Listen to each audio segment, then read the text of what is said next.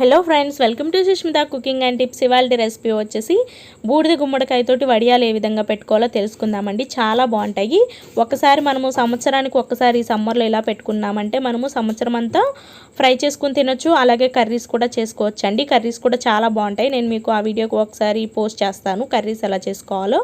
ఇక్కడ వచ్చేసి నేను పెద్ద సైజు గుమ్మడికాయ తీసుకున్నానండి. ఇది వచ్చేసి ఒక 10 kgs వరకు వెయిట్ ఉంటుందన్నమాట. దీనిని చక్కగా బూడిదంతా క్లీన్ చేసేసి ఒక స్పూను లేదా ఫోర్క్ లాంటిది తీసుకుని పైన ఉన్న పీల్ మొత్తం చెక్కేసేయాలండి.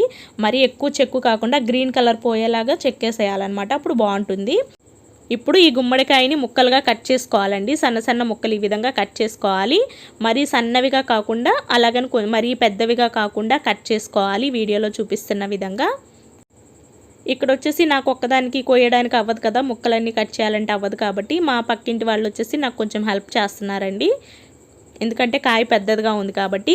అన్నట్లు ఇంత పెద్ద కాయని ఏం చేసుకుంటారండి, ఇన్ని వడియాలని మాత్రం అనుకోకండి. ఎందుకంటే మనం పెద్ద గుమ్మడికాయ పెట్టుకున్నా సరే వడియాలు అనేటివి కొన్ని అవుతాయి అన్నమాట, ఎక్కువ అవ్వవు. ఎందుకంటే గుమ్మడికాయలో ఉండే వాటర్ అంతా పోయేసి ముక్కలు కొన్ని అవుతాయండి. చూడండి, ఈ విధంగా కట్ చేసుకోవాలన్నమాట. ముక్కలన్నీ కూడా ఇలా ఉంటాయి. మనకి సన్నగా పొడవుగా కట్ చేసుకోవాలి, పెద్ద పెద్దవిగా కాకుండా. ఇలా కట్ చేసుకున్న తర్వాత ఇప్పుడు ఏం చేయాలో చూద్దాము. ఇప్పుడు ఈ ముక్కలన్నీ కట్ చేసుకున్నాం కదా, ఈ ముక్కల్లో వచ్చేసి ఒక పావు కేజీ వరకు కల్లుప్పు అనేది యాడ్ చేసుకుని ఈ విధంగా మొత్తం కలిపేసేయాలండి. ఉప్పు మొత్తం ముక్కలకు పట్టించేయాలి. ఈ ఉప్పు యాడ్ చేసుకోవడం వల్ల మనకి గుమ్మడికాయలో ఉండే వాటర్ అంతా బయటికి చాలా వాటర్ అనేది బయటకు వచ్చేస్తుందండి. ఇక్కడ వచ్చేసి మా అత్తయ్య గారు మా పక్కింటి ఆవిడ ఇద్దరు కలిపేసి ఉప్పు కలుపుతున్నారనమాట. ఇలా కలిపిన తర్వాత ఉప్పు అంతా కల్లుప్పు కలిపిన తర్వాత దీనిని మళ్ళీ మనం ఇంకొక క్లాత్లో, కాటన్ క్లాత్లోకి వేసేసి అంతా ఫోల్డ్ చేసేసి మూటలాగా కట్టేసేయాలండి. చూడండి, ఇలా టైట్గా గట్టి ముడి అనేది వేసేసేయండి. లూజ్ లేకుండా టైట్గా కట్టేసేయండి. మీకు ఇక్కడ చూడొచ్చు వాటర్ అనేది ఎంత వాటర్, ఎక్సెస్ వాటర్ అంతా వచ్చేస్తుంది కదా, చాలా వాటర్ వచ్చేస్తుందండి. దగ్గర ఒక బకెట్ వరకు వాటర్ అనేది వస్తుందన్నమాట. దీనిని మనం ఇలా ఒక ఓవర్ నైట్ అంతా ఉంచేసేయాలి. ఇక్కడ నేను వచ్చేసి ఎత్తు మీద పెట్టానండి. రోలు పైన ఒక స్టూల్ లాంటిది పెట్టేసి స్టూల్ పైన ఈ గుమ్మడికాయ ముక్కల మూట అనేది పెట్టేశాను. ఇలా పెట్టిన తర్వాత కూడా మీరు ఎక్సెస్ వాటర్ అంతా కూడా గట్టిగా ఒత్తేసేయండి. చూడండి, ఇలా ప్రెస్ చేసినట్లయితే మీకు ఆ వాటర్ అనేది ఎంత ఎక్కువ వచ్చేస్తుందో అర్థమవుతుంది కదా. మళ్ళీ ఇలా టైట్గా చుట్టేసేసి దీనిపైన బరువు పెట్టండి. ఏదన్నా ఇక్కడ వచ్చేసి మేము తిరగలు పెడుతున్నామండి. మీకు ఏది అవైలబుల్గా ఉంటే బరువు అనేది పెట్టండి. ఇలా తిరగలు అనేవి మేము 2 రాళ్ళు కూడా పెట్టేస్తున్నాము. వెయిట్ ఎక్కువ పెట్టడం వల్ల వాటర్ అనేది మొత్తం కంప్లీట్గా బయటకు వచ్చేస్తుంది అనమాట. మనకి నైట్ అంతా ఇలాగే ఉంచేసుకుంటాం కాబట్టి వాటర్ అంతా పోతుందండి. చక్కగా రెడీ అవుతాయి మార్నింగ్ కల్లా మనకి. ఇలా ఎంత బరువు వీలైతే మీ దగ్గర అవైలబుల్గా ఉన్నంత బరువు పెట్టేసి ఓవర్ నైట్ అంతా ఇలా వదిలేసేయండి. ఇది వచ్చేసి మార్నింగ్ అండి. పప్పు ఇక్కడ నానబెట్టేశాను నేను. పొట్టుతో ఉన్న మినపప్పు ఒక 1/2 కిలో తీసుకోవాలండి. మనం మినపగుళ్ళు కూడా వాడుకోవచ్చు, కానీ ఇలా పొట్టుతో ఉన్న పప్పు అయితే ఈ వడియాలకి బాగుంటాయి అన్నమాట. ఇప్పుడు ఇది వచ్చేసి 1/2 కిలో మినపప్పు నేను ఒక 4-5 గంటల ముందు నానబెట్టానండి. అంటే ఇవాళ తెల్లవారుజామున 3ంటికి నానబెట్టాను అనమాట. తెల్లవారుజామున 3 o'clockకి మినపప్పు నానబెట్టేశాను. అంటే మనం పప్పు రుబ్బుకునేసరికి ఒక 5 గంటలు నానితే సరిపోతుంది అనమాట. పప్పు ఓవర్ నైట్ అంతా నానబెట్టుకోకూడదు. 4-5 గంటలు ఈ పప్పు అనేది నానితే సరిపోతుంది. ఇప్పుడు మనము ఈ మినపప్పును వచ్చేసి గ్రైండర్లో రుబ్బుకుంటే పప్పు అనేది మెదుపు ఎక్కువ వస్తుందండి. మెదుపు అంటే ఏమంటారు, ఒదుగు అంటారు కదా, ఎక్కువ ఒదుగు అనేది వస్తుంది అనమాట. చూడండి, ఈ విధంగా వాటర్ ఎక్కువగా వేయకుండా కొంచెం వాటర్ యాడ్ చేసుకుంటూ ఎంత గట్టిగా వీలైతే అంత గట్టిగా మనము పప్పు అనేది గ్రైండ్ చేసుకోవాలన్నమాట. ఎందుకంటే పల్చగా ఉంటే వడియాల్లో మనము ఈ మినపప్పు అంతా కలిపేసరికి వడియాల పిండి అనేది లూజ్ అవుతుందండి. ఎందుకంటే గుమ్మడి వడియాల్లో ఇంకా కొంచెం వాటర్ అనేది అలా తడిగా ఉంటుంది కాబట్టి వాటర్ యాడ్ చేసుకోకుండా వీలైనంత గట్టిగా రుబ్బుకోండి. చూడండి, ఇలా ఉంది కదా. దీంట్లో ఇంకా వాటర్ ఏమీ పెద్ద పడవండి. కాకపోతే మధ్యలో ఇలా చేతితోటి 2-3 చుక్కలు యాడ్ చేసుకుంటే సరిపోతుంది. ఎక్కువ మాత్రం యాడ్ చేసుకుంటే మీకు పిండి అనేది లూజ్ అవుతుందన్నమాట.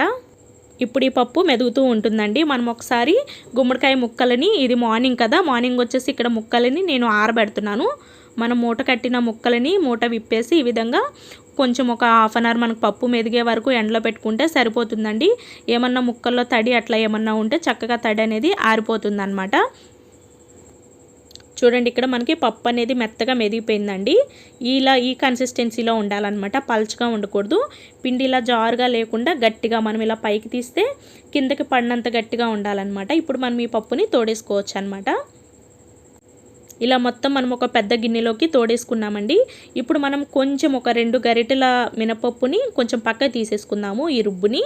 ఎందుకంటే మనకంతా కూడా కరెక్ట్గా పడుతుందని సరిగ్గా తెలియదండి. ముక్కల్ని కలుపుకునేటప్పుడు సరిపోనట్లుగా ఉంటే మనం పక్కకు తీసిన ఈ మినపప్పు పిండిని కూడా కలుపుకోవచ్చు అనమాట. తర్వాత ఇప్పుడు గుమ్మడికాయ ముక్కలు కూడా చక్కగా ఇక్కడ మనకి పొడి పొడిలాడుతూ వచ్చేసాయి కదా.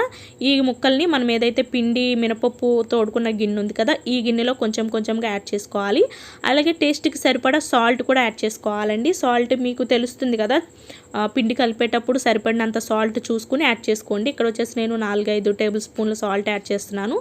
జీలకర్ర వచ్చేసి 1 టీ స్పూన్ సరిపోతుందండి, ఎక్కువ వేసుకున్నా బాగోదు. అలాగే ఇప్పుడు మనము పక్కన ఉన్న ఈ గుమ్మడికాయ ముక్కలన్నీ కూడా యాడ్ చేసుకుని మంచిగా కలిపేసేయాలి. అలాగే ఇక్కడ వచ్చేసి నేను పచ్చిమిరపకాయలు వచ్చేసి ఒక 150 గ్రాముల పచ్చిమిరపకాయలని ఇలా మెత్తగా చిన్న చిన్న తురుములాగా చేసుకున్నానండి. మిక్సీ పట్టలేదు, చిన్నగా తురిమాను, లేదా ముక్కల్లాగైనా కట్ చేసుకోవచ్చు అనమాట. ఇప్పుడు ఈ పచ్చిమిరపకాయలను కూడా కలిపేసేసి మంచిగా మిక్స్ చేసేయండి, మొత్తము కలిపేసేయాలన్నమాట. చూడండి ఇలా పప్పు అంతా గుమ్మడికాయ ముక్కలకి అన్నిటికీ పట్టించేసేయాలన్నమాట. ఈ విధంగా ఇక్కడ వచ్చేసి మనకి ఇది కొంచెం పొడి పొడిలాడినట్టుగా ఉంది కదా, కాబట్టి ముందు పక్కకి తీసుకున్న ఈ మినపప్పు రుబ్బును కూడా యాడ్ చేసేసుకుందాము. మనకి ఇది కూడా సరిపోతుందండి. లూజ్ అయ్యేలాగా మాత్రం కలుపుకోకూడదు, మీరు గట్టిగానే ఉండాలన్నమాట. చూడండి మీకు ఇక్కడ తెలుస్తుంది కదా, ముక్కలన్నీ మనకి ఇక్కడ కాస్త గట్టిగానే ఉన్నాయి, కాబట్టి ఈ రుబ్బును కూడా యాడ్ చేసేసాను నేను. ఇప్పుడు ఇక్కడ పైన వచ్చేసి వడియాలు పెడుతున్నామండి. ఇప్పుడు ఒక కవర్, పాలిథీన్ కవర్ తీసుకుని దీనిపైన చిన్న చిన్న బాల్స్ లాగా చేసుకోవాలి మనము.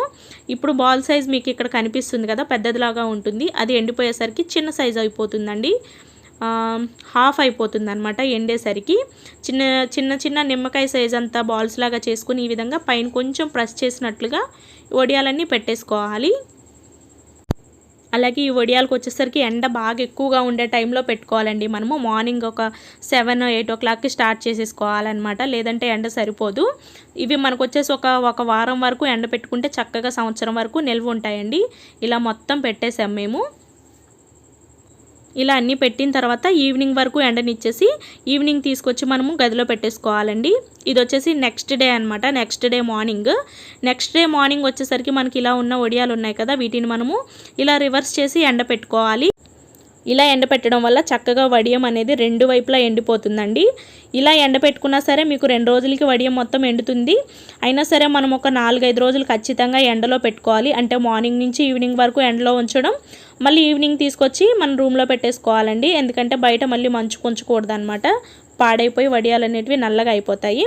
చూడండి అన్నీ మనం ఇలా రివర్స్ చేసి పెట్టుకోవాలి.